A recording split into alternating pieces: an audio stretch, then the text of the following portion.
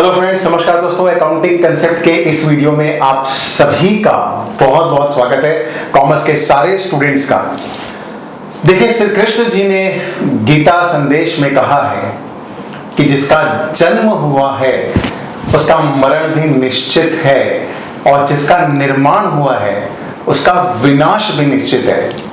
Right और इन्हीं बातों पर हमारा ये जो आज का अकाउंटिंग के एक टॉपिक का वीडियो है वो इसी पर बेस्ड है और उस चैप्टर का नाम है डेप्रिसिएशन। देखिए, अकाउंटिंग की दुनिया में डेप्रिसिएशन चैप्टर बहुत इंपॉर्टेंट चैप्टर है। इसका कंसेप्ट भी बहुत इंपॉर्टेंट है। लगभग हर जगह, चाहे वो 11th हो, चाहे वो सीए, सीएमए फाउंडेशन का सिलेबस हो, हर जगह इसका यूज होता है।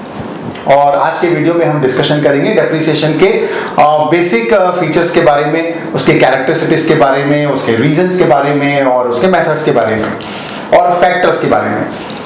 और मेरी ये कोशिश है कि देखिए, अकाउंटिंग के जितने भी चैप्टर हैं उनके ऊपर छोटे छोटे वीडियोस बना सकूं और आपको सारे कंसेप्ट जो हैं वो बहुत इजी और यूनिक वे में और इंटरेस्टिंग लॉजिक के साथ आप सबको समझा सकूं। देखिए, डेप्रिसिएशन नाम तो सुना ही होगा।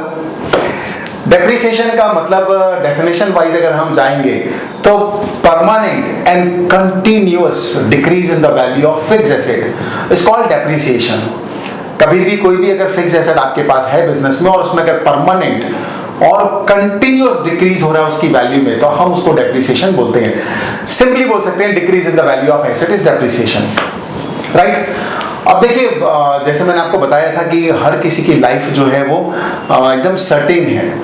कोई भी चीज इस दुनिया में अनंत काल के लिए नहीं है, अजर अमर नहीं है।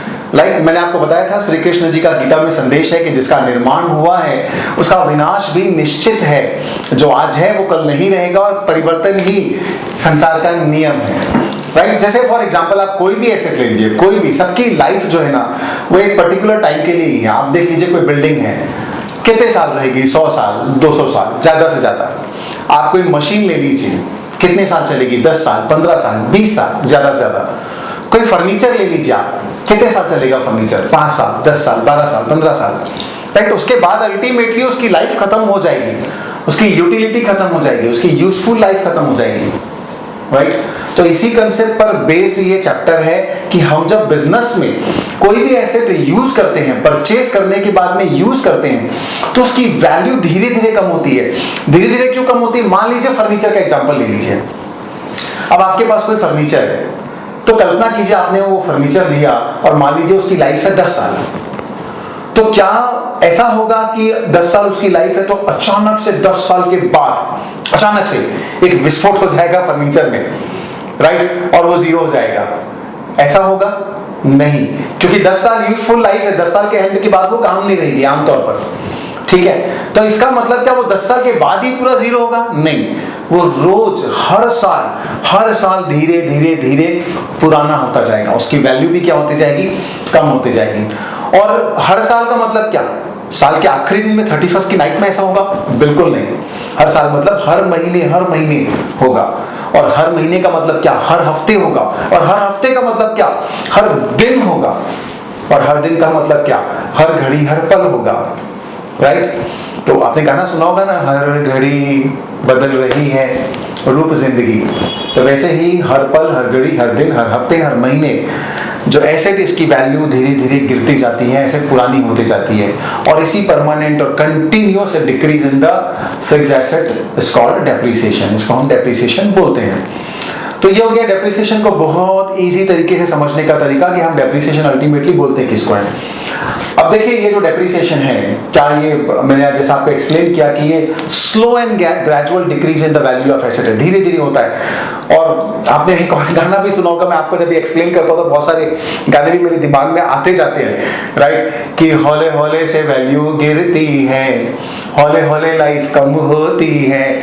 राइट। उसी को हम कहते हैं डेप्रिसिएशन। तो ये जो हौले हौले वैल्यू गिरती है इसको हम बोलते हैं डेप्रिसिएशन। अब देखिए, ये जो डेप्रिसिएशन है क्यों लगता है, क्यों वैल्यू कम होती है, आखिर वैल्यू कम क्यों होती है? इसके रीजंस, बहुत सारे रीजन में से 4 सबसे इंपॉर्टेंट रीजन है जो आप सबके साथ डिस्कशन करने वाला। देखिए, सबसे पहला due to normal wear and tear. अब कॉमन सेंस की बात है, आप किसी भी एसेट को अपने बिजनेस में लगातार यूज करते रहेंगे, तो लगातार यूज करने से उसकी वैल्यू क्या होती जाएगी, धीरे धीरे कम होती जाएगी। तो हम फर्स्ट रीजन तो बोल सकते हैं कि यूज करने के कारण, मतलब नॉर्मल वियर एंड टियर, ये होता है फर्स्ट रीजन किसी भी एसेट के पुराने होने का और वैल्यू के कम होने का, और उसकी यूटिलिटी और यूजफुल लाइफ के कम होने का। ये हो गया first reason. Now second reason हम बोल सकते हैं ऑब्सोलेंसेस।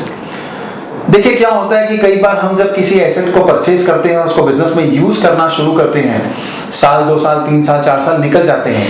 आप जानते हैं हर साल टेक्नोलॉजिकल एडवांसमेंट आते जाता है, नए नए इनोवेशंस होते जाते हैं, नए नए रिसर्च होता है, और नए नए इन्वेंशन के कारण मार्केट में नई चीजें आती है जो ज्यादा कैपेसिटी वाली होती है, ज्यादा पावरफुल होती है।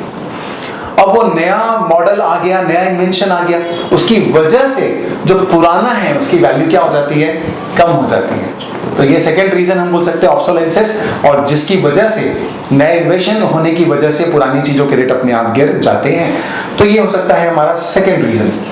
थर्ड रीजन हम बोल सकते हैं इफ्लेक्शन ऑफ टाइम, क्योंकि क्या होता है कि जब कभी भी टाइम निकलता जाता है, वक्त गुजरता जाता है, तो वक्त गुजरने के साथ साथ एसेट भी पुरानी होती जाती है, और वो पुरानी होती जाती है और उसकी यूजफुल लाइफ भी कम होती जाती है। मान लीजिए आपने किसी एसेट को लिया, आप उसको यूज नहीं भी करोगे, कुछ यूज नहीं करोगे, लेकिन फिर भी अगर वो जैसे जैसे टाइम निकलता जाएगा, टाइम एक्सपायर होता जाएगा, उसकी एक्सपायरी पास आते जाएगी, उसकी यूजफुल लाइफ खत्म होती जाएगी, उसकी वजह से ही उसकी वैल्यू गिर जाएगी। तो ये हो सकता है थर्ड रीजन। और फिर फोर्थ रीजन क्या हो सकता है, ड्यू टू एक्सीडेंट। कभी भी किसी भी एक्सीडेंट की वजह से भी क्या हो सकता है, किसी भी एसेट की वैल्यू लगातार गिर सकती है। तो ऐसे ये 4 रीजन हो सकते हैं जिसकी वजह से किसी की भी एसेट की वैल्यू क्या हो सकती है, डिक्रीज हो सकती है या गिर सकती है। तो ये था रीजन, और यह हम बोल सकते हैं कि डेप्रिसिएशन के causes, the causes of depreciation, क्यों डेप्रिसिएशन लगता है, क्यों एसेट की वैल्यू कम होती है। ऑलराइट, देखिए अब वो कौन कौन से, अब सेकंड उसमें हम ये डिस्कशन करते हैं कि कौन कौन से फैक्टर्स हैं जो डेप्रिसिएशन को डिटरमाइन करते हैं कि डेप्रिसिएशन कितना होना चाहिए, कब लगना चाहिए, वगैरह वगैरह वगैरह। तो देखिए किसी भी एसेट की जो वैल्यू में ये डिक्रीज आता है, और कितना डिक्रीज आएगा, ये 3 बातों के ऊपर डिपेंड करता है। सबसे पहला फैक्टर जो होता है, सबसे पहला मोस्ट इंपॉर्टेंट फैक्टर है वो कॉस्ट ऑफ द एसेट, क्योंकि अल्टीमेटली डिक्रीज किस में होने वाला है, एसेट की वैल्यू में होने वाला है। तो ये तो इसी बात पे डिपेंड करता है कि डिक्रीज कितना होगा, ये इसी बात पे डिपेंड करता है कि वैल्यू है कितनी। अगर कोई एसेट की वैल्यू 1 लाख रुपए है, हो सकता है कि हर साल 10,000 कम होगी। कोई एसेट की वैल्यू अगर 1 करोड़ है, तो फिर हर साल हो सकता है कि 5 लाख 10 लाख रुपए से धीरे धीरे वो कम होती जाएगी हर साल। तो first thing which determines the value of the depreciation, the factor which affects the depreciation is cost of an asset. Asset का कॉस्ट कितना है उसके ऊपर डिपेंड करता है कि डेप्रिसिएशन भी कितना होगा, उसकी वैल्यू में गिरावट भी कितनी आएगी। ये था फर्स्ट। अब आते हैं सेकंड पर। सेकंड क्या हो सकता है, उसकी यूजफुल लाइफ में कितने साल वो एसेट चलने वाली है। अगर मान लीजिए 1 लाख रुपए की एसेट है और 10 साल चलने वाली है, तो उसकी वैल्यू कितने सालों में खत्म होगी, 10 साल में खत्म होगी। तो प्रोपोर्शनेटली डेप्रिसिएशन भी वैसे कैलकुलेट किया जाएगा कि हर साल कितना डिक्रीज होगा इसकी वैल्यू में। तो डिपेंड करता है यूजफुल लाइफ कितनी है, 10 इयर्स है कि 20 इयर्स है कि 50 इयर्स है कि 5 इयर्स है। ऑलराइट। और थर्ड बात जो है वो है scrap value of the asset. देखिए स्क्रैप वैल्यू क्या होता है, जब भी किसी एसेट की यूजफुल लाइफ खत्म हो जाती है, तो क्या ऐसा होता है कि वो एसेट एकदम से जीरो ही होगी, खत्म ही होगी पूरी तरीके से? नहीं, कभी कभी कुछ तो वैल्यू बच जाती है ना, चाहे हम कबाड़ी वाले को बेच दें या किसी भी को बेच दें उस एसेट को, तो लास्ट में जब उसकी यूटिलिटी खत्म भी हो जाती है तो भी उस दुनिया में कोई ना कोई खरीदने वाला तो मिल ही जाता है और किसी वैल्यू में तो बिक ही जाती है। तो हम उसको बोलते हैं स्क्रैप वैल्यू, मतलब at the end of the life जो भी वैल्यू पर वो एसेट बिक जाएगी, डिस्पोज हो जाएगी, उसको बोलते हैं स्क्रैप वैल्यू। तो ये 3 बातों के ऊपर डिपेंड करता है कि डिप्रिसिएशन कितना होगा, कॉस्ट ऑफ एन एसेट, उसका यूजफुल लाइफ कितना है और उसका स्क्रैप वैल्यू कितना है। ऑलराइट, तो ये 3 बड़े फैक्टर हैं जो डेप्रिसिएशन को अफेक्ट करते हैं, ये फैक्टर्स। तो ये हमने देखा कि डेप्रिसिएशन के कॉजेज क्या हैं, कौन कौन से ऐसे फैक्टर्स हैं जो डेप्रिसिएशन को अफेक्ट करते हैं। और इसके बाद अब हम आते हैं बहुत ही इंपॉर्टेंट बात के ऊपर कि डेप्रिसिएशन लगाने के आखिर मेथड कौन कौन से होते हैं। तो जो डेप्रिसिएशन लगाने के मेथड होते हैं वैसे तो बहुत सारे होते हैं, पर मैं इस वीडियो में और अपने अलग आने वाली वीडियोस में दो मेथड जो सबसे ज्यादा इंपॉर्टेंट है उनको पहले डिस्कशन करने वाला हूँ, राइट। और 11th के सिलेबस में और फाउंडेशन के सिलेबस में अक्सर ज्यादा वेटेज जो है वो इन्हीं दोनों मेथड का ही है अकाउंटिंग में। तो ये दो मेथड को हम डिस्कशन में लेने वाले हैं, जिसमें पहले मेथड का नाम है फिक्स्ड इंस्टॉलमेंट मेथड, राइट। इसके बहुत सारे नाम है वैसे तो, फिक्स्ड इंस्टॉलमेंट मेथड भी इसको बोलते हैं, इसको हम बोलते हैं स्ट्रेट लाइन मेथड भी बोलते हैं, और इसको हम ओरिजिनल कॉस्ट मेथड भी बोलते हैं। ऐसे बहुत सारे इसके नाम है, पर नाम है बहुत पर काम है एक। ओके, और सेकेंड मेथड का नाम है डिमिनिशिंग बैलेंस मेथड या written down value method, right, या रिड्यूसिंग बैलेंस मेथड। इसके भी दो तीन अलग अलग नाम हैं। तो ये दो मेथड हैं, वो सबसे पॉपुलर हैं, सबसे कॉमन हैं, और सिलेबस के हिसाब से भी जिनका वेटेज ज्यादा होता है। ये दोनों को मैं एक्सप्लेन करने वाला हूं। पहले आपको मैं शॉर्ट में एक ऐसे ही प्रैक्टिकल एग्जांपल लेके बता देता हूं कि दोनों में क्या डिफरेंस है, ऐसे एग्जांपल लेकर के कैलकुलेशन करके। देखिए, ओरिजिनल कॉस्ट मेथड नाम पर गया हुआ है, एकदम नाम पर गया हुआ है। ओरिजिनल कॉस्ट मेथड मतलब जिसमें डेप्रिसिएशन हमेशा ओरिजिनल कॉस्ट पर लगाया जाता है, उसको हम बोलेंगे ओरिजिनल कॉस्ट मेथड। और रिटर्न डाउन वैल्यू मेथड या रिड्यूसिंग बैलेंस मेथड मतलब जिसमें डेप्रिसिएशन ओरिजिनल कॉस्ट पे नहीं लगाया जाएगा, रिड्यूसिंग बैलेंस पे लगाया जाएगा, उसको हम बोलते हैं रिड्यूसिंग बैलेंस मेथड या diminishing value method, diminishing balance method. तो ये भी नाम पे गया हुआ है, रिड्यूसिंग बैलेंस मेथड भी। अब देखिए छोटा सा एग्जांपल, मान लीजिए हमने कोई परचेस किया एसेट 1 लाख रुपीस का, राइट।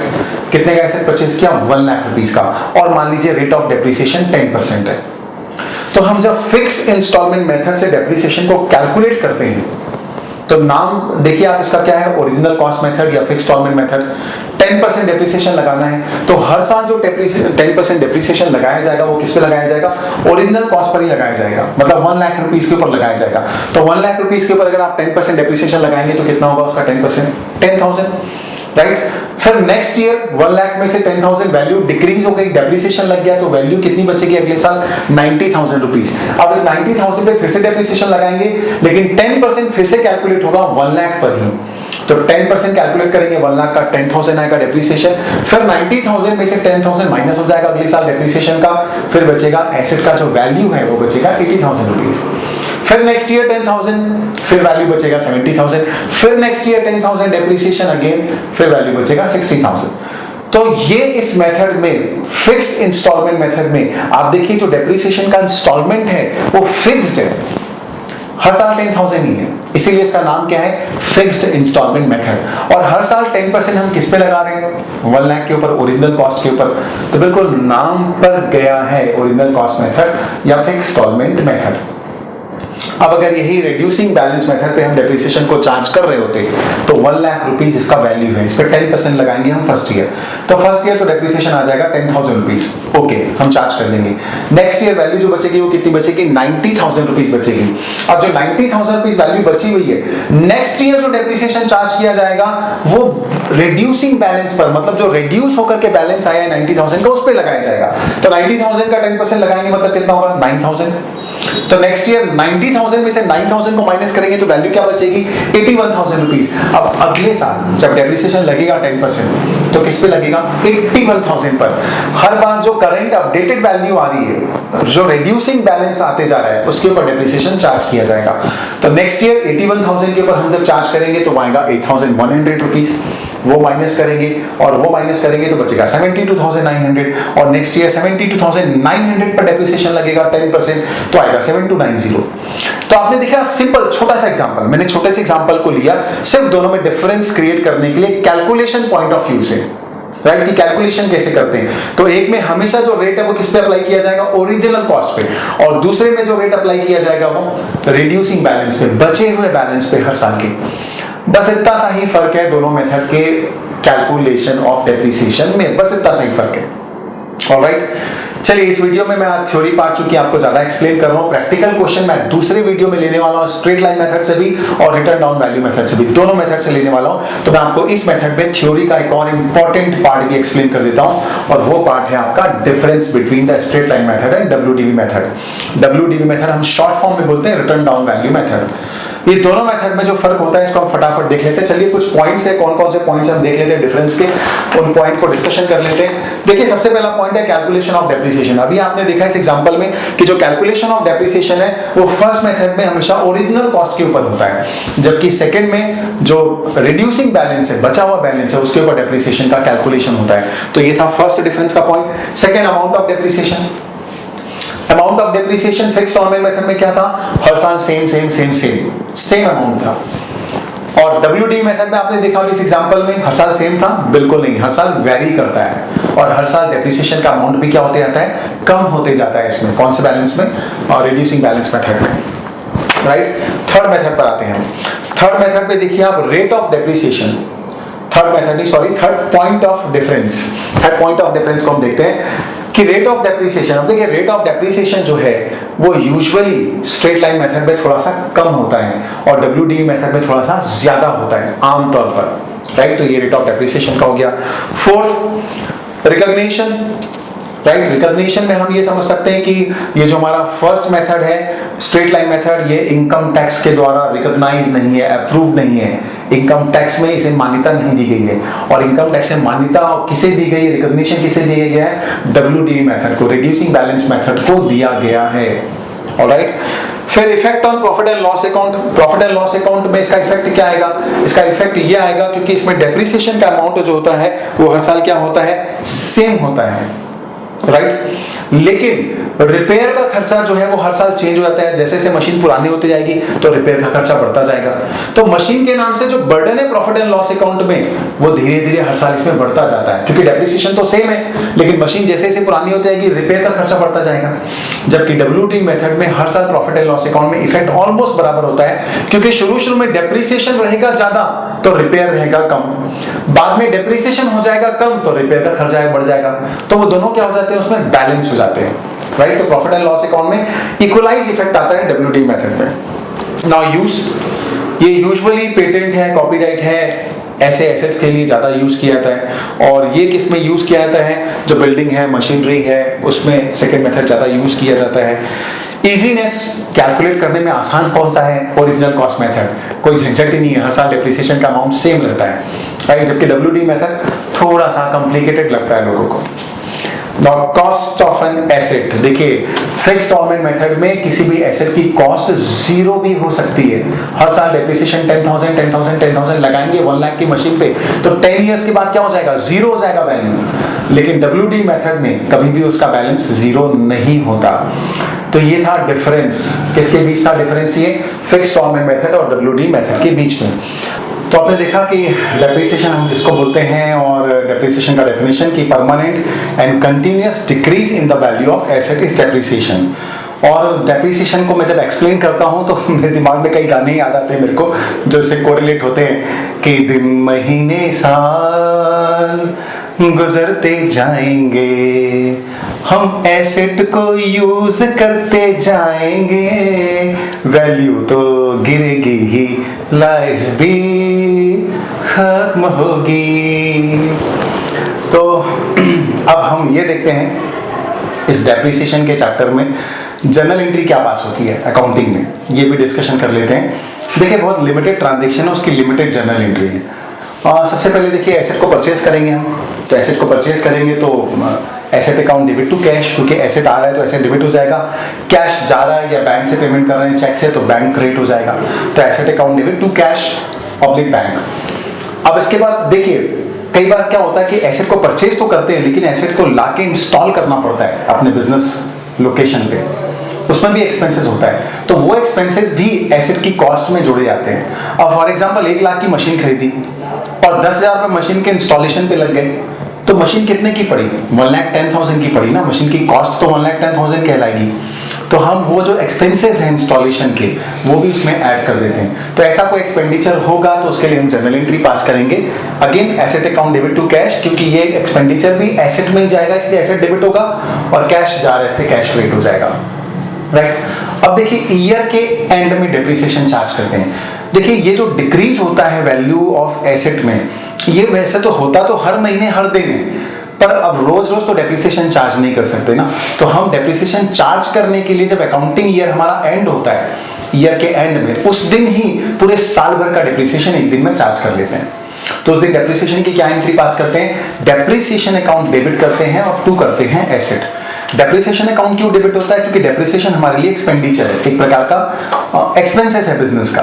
तो एक्सपेंसेस हमेशा जर्नल एंट्री के रूल के हिसाब से क्या होते हैं? डेबिट, तो वो हो जाएगा डेबिट। और हमारी किसकी वैल्यू कम हो रही है? एसेट की वैल्यू कम हो रही है। तो एसेट की वैल्यू कम हो रही है तो एसेट अकाउंट क्या हो जाएगा? क्रेडिट हो जाएगा। तो depreciation account debit to asset. अब ये जो हर साल का डेप्रिसिएशन होता है ये एक्सपेंडिचर होता है, इसको एट द एंड ईयर के एंड में कहां जाना पड़ेगा? प्रॉफिट एंड लॉस अकाउंट में जाना पड़ेगा, क्योंकि सारे एक्सपेंडिचर ईयर के एंड में कहां ट्रांसफर कर दिए जाते हैं? प्रॉफिट एंड लॉस अकाउंट में। तो उसके लिए जनरल एंट्री जो पास होगी वो होगी profit and loss account debit to depreciation. Profit and loss account debit हो जाएगा और डेप्रिसिएशन हो जाएगा क्रेडिट। अब देखिए ये तो हो गया, हमेशा एसेट परचेस करेंगे, डेप्रिसिएशन लगाएंगे, उसकी बात। अब कभी कभी ऐसा भी तो हो सकता है कि हम किसी एसेट को सेल भी कर दें, कि वो एसेट हमारे काम की नहीं रही, हम रिप्लेस करना चाह रहे हैं, तो हो सकता है हमने पुरानी एसेट को बेच दिया, ऐसा भी हो सकता है। तो उसकी जनरल एंट्री क्या पास करेंगे? जैसे हम किसी एसेट को सेल करेंगे तो जनरल एंट्री पास करेंगे cash account debit to asset, क्योंकि पैसा आ रहा है तो कैश या बैंक डेबिट हो जाएगा और एसेट जा रहा है तो एसेट अकाउंट हो जाएगा क्रेडिट। तो cash bank account debit to asset. अब देखिए एसेट को सेल करने पर प्रॉफिट भी हो सकता है, लॉस भी हो सकता है, क्योंकि हो सकता है कि एसेट ज्यादा में बिके या हो सकता है एसेट कम में बिके। ज्यादा में बिक जाए तो प्रॉफिट है, कम में बिक जाएगा तो लॉस होगा। ऑलराइट, तो हम वो कैलकुलेशन करेंगे कि प्रॉफिट है या लॉस है। वो कैलकुलेशन करने का फॉर्मेट भी मैं आपको बता रहा हूं। सिंपली हमें देखेंगे कि जिस दिन को हम एसेट बेच रहे हैं उस दिन डेप्रिसिएशन को माइनस करने के बाद हमारी एसेट की बुक वैल्यू क्या थी। बुक वैल्यू मतलब the value which was appearing in our books, मतलब हमारी बुक्स में क्या वैल्यू थी डेप्रिसिएशन को माइनस करने के बाद उस दिन, जिस दिन बेच रहे हैं उस दिन। अब उस दिन के वैल्यू में से हम देखेंगे सेल वैल्यू ज्यादा है या कम है। अगर सेल वैल्यू ज्यादा है, ज्यादा में बिका, तो आप फील करके देखिए, खुशी की बात है कि गम की बात है? खुशी की बात है, तो क्या हो जाएगा? प्रॉफिट, ज्यादा में सेल हुआ। और अगर वही कम में सेल हुआ, गम का मैटर है, तो क्या हो जाएगा? लॉस। राइट, तो प्रॉफिट लॉस कैलकुलेट करेंगे हम और उसको फिर से ट्रांसफर कर देंगे प्रॉफिट एंड लॉस अकाउंट में। तो बस इतना ही करना है। अब अगर इसकी जनरल एंट्री देखेंगे तो क्या जनरल एंट्री पास होगी? अगर लॉस हो गया तो profit and loss account debit to asset account, right. और अगर प्रॉफिट हो गया तो asset account debit to profit and loss account. ये सिंपल जनरल एंट्री है जो पास होगी। तो आई होप कि आपको सारी जनरल एंट्रीज और ये सारी बातें समझ में आ गई होगी। अब जो अगले वीडियोस होंगे मेरे डेप्रिसिएशन के, उसमें हम लोग देखेंगे फिक्स्ड इंस्टॉलमेंट मेथड के हिसाब से क्वेश्चंस को, प्रैक्टिकली क्वेश्चन को कैसे सॉल्व करना है और WDV मेथड के हिसाब से क्वेश्चन को कैसे सॉल्व करना है। तो ये सारी बातें आप रिवाइज कीजिए, इसको तैयार कीजिए और फिर से मिलेंगे अगले वीडियो में प्रैक्टिकल क्वेश्चन के साथ। मेरे दूसरे भी वीडियोस हैं जो अकाउंटिंग कंसेप्ट के ऊपर बनाए गए हैं, वो भी अलग अलग चैप्टर के ऊपर, वो भी आप जरूरत पड़ने पे जरूर देखिएगा। Thank you.